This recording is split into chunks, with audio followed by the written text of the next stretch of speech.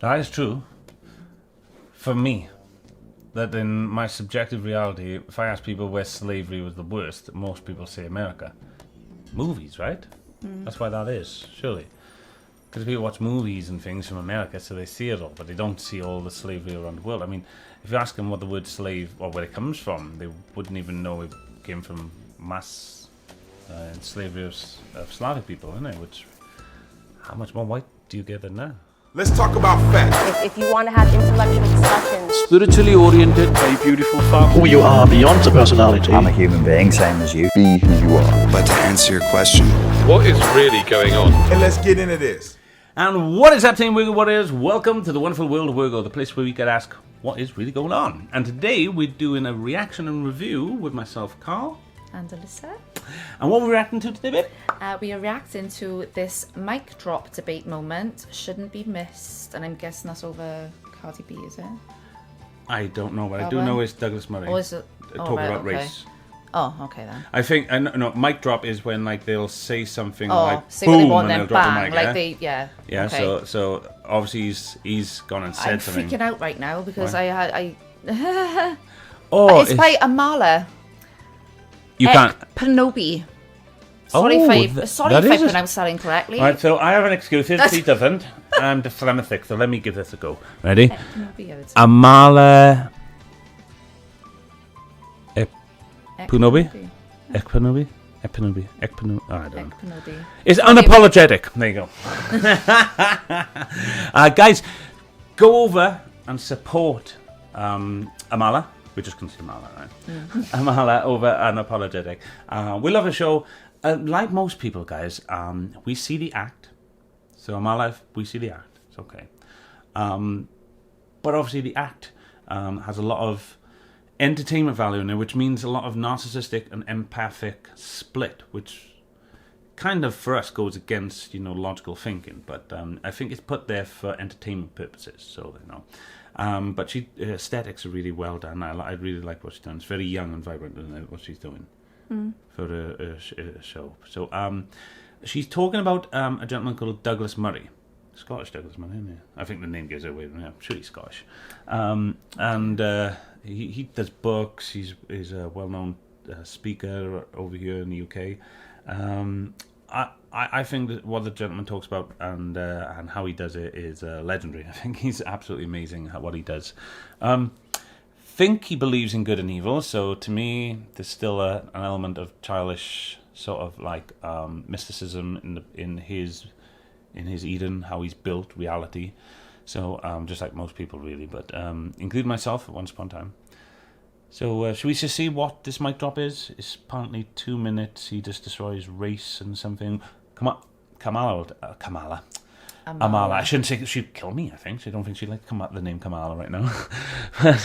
Amala is about to explain this. I've got a glare on the TV, babe. I can't see where the arrow is. I can't see the arrow. I got it. Now, the guy we're talking about today, his name is Douglas Murray. He's got a record for destroying people's arguments, and he did so in a matter of 2 minutes on Piers Morgan when it comes to the topic of race, slavery, reparations. You know it. Let's watch it. Well, it's a kind of grievance competition. Your guest earlier just tried to engage in it. I don't know what hurt she believes she's had from slavery. All of this was addressed 2 centuries ago. Here's another Piers one. There's been a lot of Piers shows that I'm really enjoying lately. With Pierce on there, but you found a lot of the big arguments Pierce involved in, a lot of Andrew Tate and so I'm really enjoying that show more than the other ones he's done before. Yeah, and I'm enjoying the new side of him a little bit more. He's a lot less pig-headed and much more tolerable in a lot of areas. So there you go, Pierce. You won me over. Everything has consequences, all history has consequences and ramifications. If we were to play this fairly, we would at least look at all of the countries around the world that engaged in the slave trade who are simply not interested in any form of reparations. The Ottoman Empire, all the Arab countries who not just traded far more slaves than across the Atlantic, but castrated. Yeah, what he's saying is true, isn't it? That they have done this, that the Ottoman Empire and all that, like gone way more slaves than everybody else, and apparently still doing it today. What I've heard, don't think it's true. I don't know. That's what I've heard. And yeah, they castrated them and all sorts of things, and fought against the British. I was told when the British tried to stop it. I don't know anything about this, to be honest. I can't see much about it. Well, let's see what these lovely professionals have to say. Let's see what the panelists say. All the men so that there wouldn't be any more African slaves after them. They worked them to the bone. I see no interest across Africa in paying reparations for selling their brother and sister Africans into slavery or for working them to the bone to the present day. Whew, let's pause. Already so much information to spit out so quickly. He points to many very important things in that. First, he talks about sort of a grievance competition that people are going through right now. I like to call it the Oppression Olympics. That's what we're dealing with, where people, and specifically those on the woke left, are trying to stack their oppression points any way that they can. And you'll find that with people of color, they do this by talking about white supremacy. They do this about talking about the history of colonialism and slavery and Jim Crow, even though none of them in the current day and age are experiencing those woes. They said it's one of the biggest businesses I know of. Even I know it's not a pleasant topic, but obviously, Sound of Freedom, we talked about that kind of business. Even bigger than all them, I think, is what we call victimization. Victimization. Yeah. Victimhood amongst human beings is probably the biggest selling thing that is. It's crazy, and it gives so much power because they're creating laws with this stuff and selling them. That's what they're doing now down the street, apparently. Tinfoil hat cow, conspiracy theories. But no, I think that was an old thing I seen on. The Straw Man thing I watched with that thing I liked years and years ago. Talking about Harris and John Harris. Yeah, John Harris. That's right. Yeah, he talks about all this kind of thing.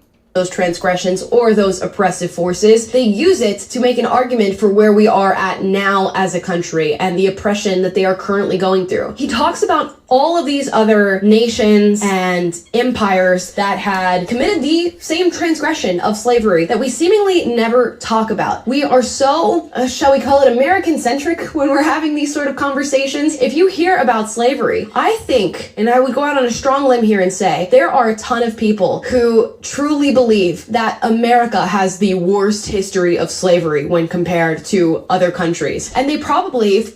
That is true.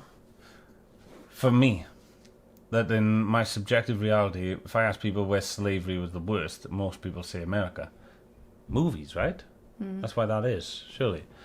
Because people watch movies and things from America, so they see it all, but they don't see all the slavery around the world. I mean, if you ask them what the word slave, or where it comes from, they wouldn't even know it came from mass slavery of Slavic people, isn't it? Which, how much more white do you get than that? White skin, blonde hair, blue eyes. This is something that's happened for thousands of years from as far as we were concerned, isn't it? I mean, even like they reckon Egyptians had all slaves. I'm not sure, I don't know, but this is what they say, isn't it? And that's what everybody's believing, or at least I believe that's what everybody's believing.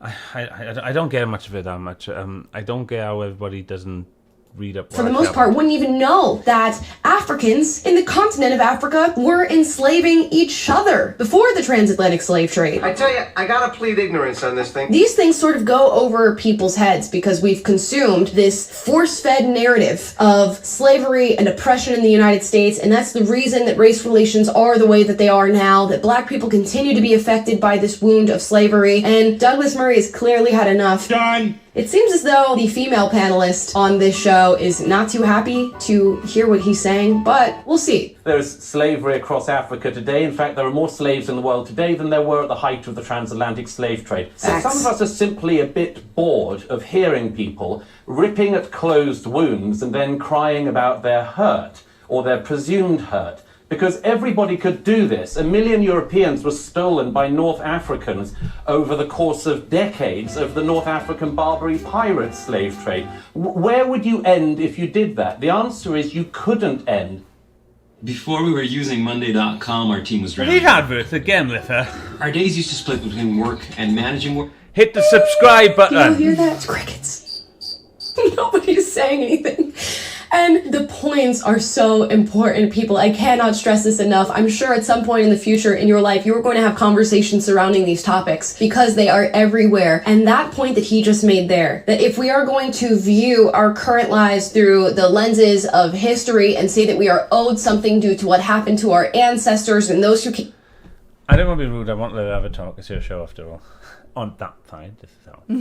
But what do you think of what Douglas said about the fact that, like, so if we want reparations for slavery, are we all getting it? And who are we getting it?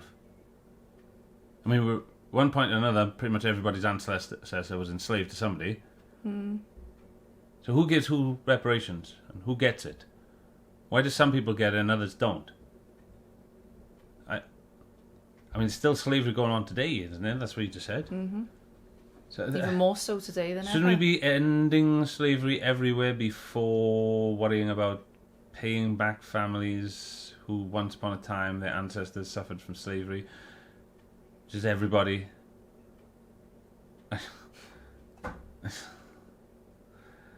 I don't know. I get what Douglas is saying completely. People do feel hurt about these kind of things, but that's because movies and all that make them feel hurt. Nobody cared about that before the movies all showed it. No one did. In fact, I'm not the one saying this, but many, many other individuals that identify as black and conservative, and I've mentioned... But it's like knowing how much stories can escalate, even like going right back in history, like how did that story evolve into whatever, because no one really knows exactly what happens. It was all storytelling anyway, isn't it? Do you know what I mean? And then obviously that story has like changed over the years. Well, what's happening so no is one really knows, there'll be lots of documented evidence. Whether that evidence is true or not, I don't know. But there'll be lots of documented stuff that people will just take and then they will fill the rest in to make movies and things. And then after watching lots of movies and books and things like that and cartoons over years, it psychologically sets up a person's mind.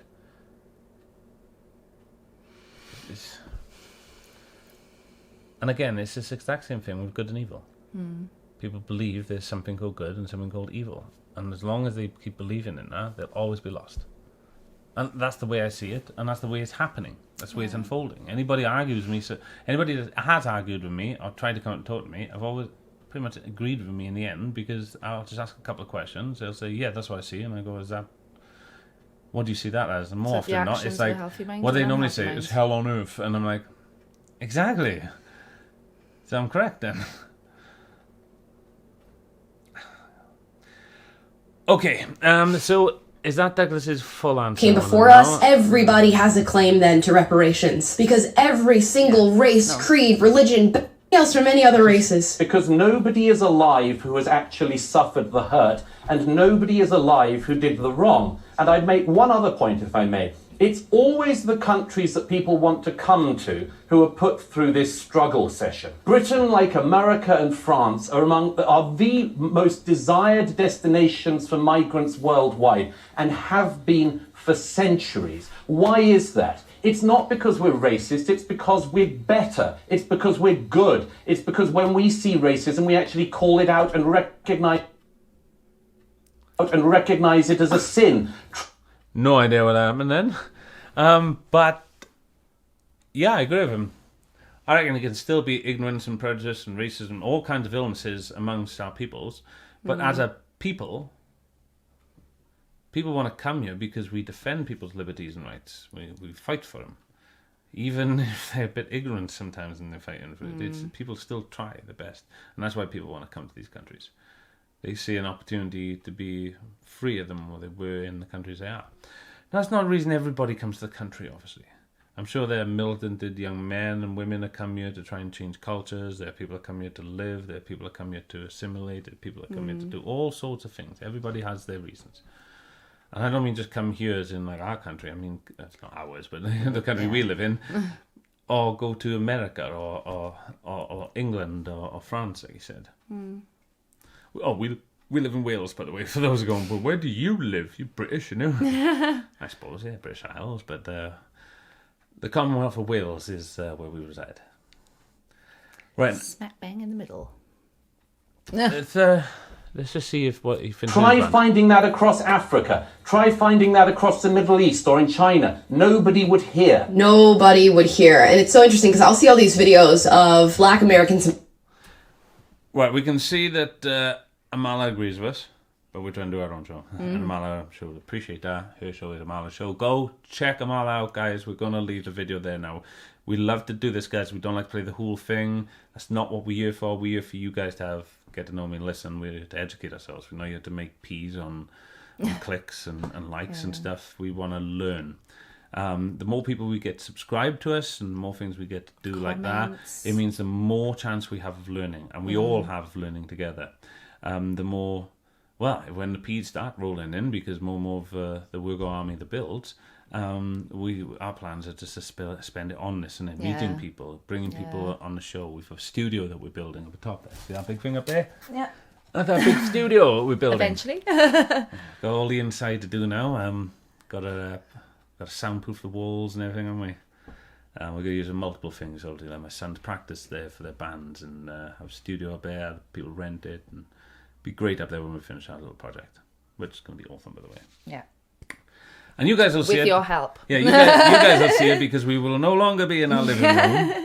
Waffling on in front of the We'll be in a nice TV studio, in a banging lovely lighting. We'll have guests on and we'll chat to them. We'll get what real people say, not just lush. two of us. And we'll do a similar sort of thing. We'll just have random people come down, sit in the studio. We'll play things and I'll talk about stuff and get everybody's opinions on it. So we'll get like a 5-minute clip and make a good 2 hours out of it. Awesome. Good waffling session. That's what that should be. Waffle sesh. Yeah. W.I.R.G.O waffles. W.I.R.G.O waffles. Definitely a top, isn't it? That's definitely happening, isn't it? You'll have that one though. We'll have a pretty rose with a litter and a waffle for me. All right, guys. W.I.R.G.O Warriors. Harmony. Harmony.